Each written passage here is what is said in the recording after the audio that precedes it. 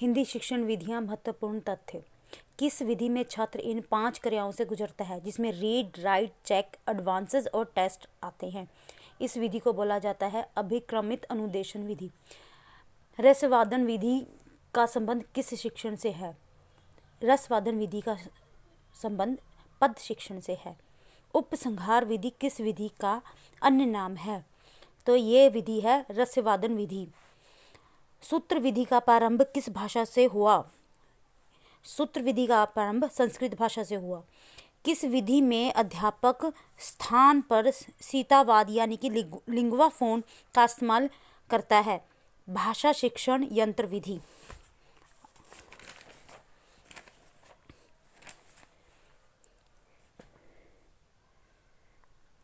प्रत्यक्ष विधि में बालक किस प्रकार दूसरी भाषा सीखता है? अनुकरण विधि द्वारा।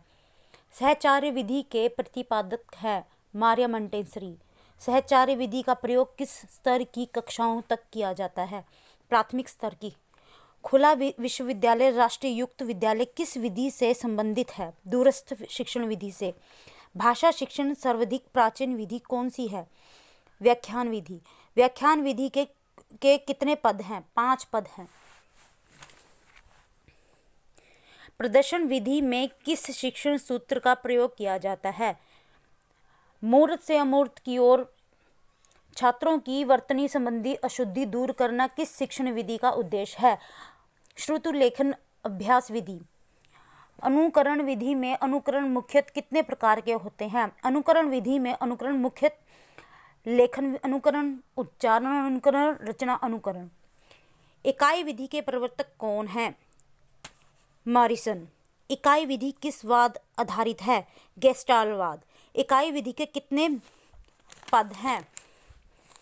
इकाई विधि के 5 पद हैं।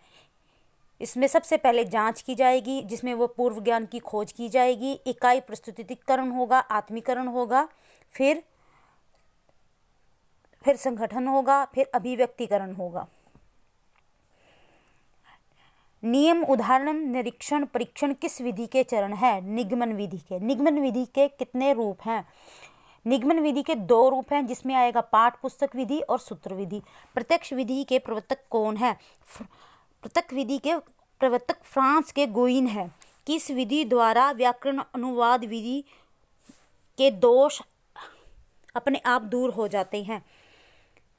प्रत्यक्ष विधि द्वारा व्याकरण अनुवाद विधि के दोष अपने आप दूर हो जाते हैं।